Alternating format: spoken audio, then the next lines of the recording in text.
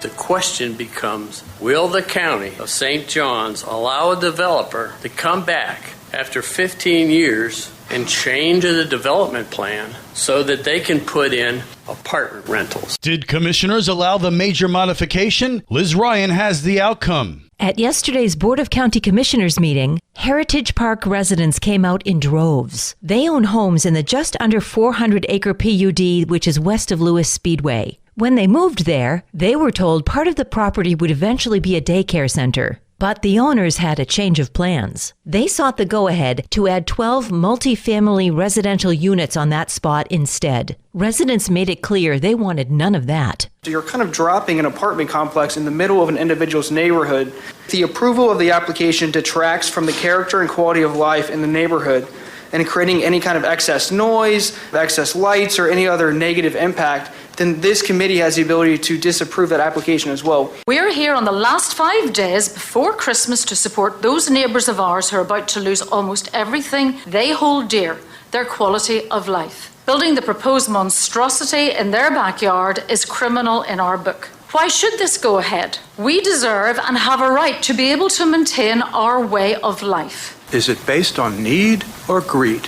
Who needs this? Now, all of a sudden, on a whim, something sounds a little bit tastier, a little more meat on the bone. And now, gee, let's just turn around and change our mind. The impact to the clubhouse's parking lot, the distance of the apartment complex from the homes, and the massive structure 35 feet high make this totally incompatible with the surrounding areas. And Commissioner Henry Dean agreed. He said this project did not meet his definition of compatible. The board voted unanimously to reject the request for a major modification. For St. Augustine's Local Morning News, I'm Liz Ryan.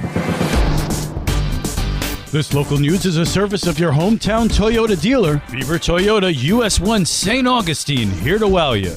We wanted to give you guys the info so you don't fall victim to this scam as well, considering it's the holiday season. A new gift card scam is making the rounds in St. Johns County. Sergeant Dugan with Pinole Police says they've been tracking the scam on social media for a while now. The scam that we saw was somebody was taking all these cards from the store without paying for them and without loading them up, taking them home. And what they do is they heat up these envelopes to where they can open them, remove the card, and actually cut the top of the card off. They cut off the top that has the code, and they take the bottom half of the card, which really means nothing now, put it back into the envelope, re-glue it shut, and just like that, you have a brand new gift card that you think that you're getting for your person for Christmas. Dugan offers this advice when you're buying a gift card. Feel for the entire card. It should be the same size as a credit card. Or as you're purchasing them, remove them from these folders and actually take the card and make sure that the whole card is there. So that way, when you give your present to your loved one this Christmas, they're actually getting that money and they can spend it on whatever they want, rather than somebody else spending it for you. He adds, make sure you see a visible barcode that's scannable at the register and ensure the scratch away area that reveals a code to make the gift card viable is intact. For St. Augustine's Local Morning News, I'm Amy Sherry.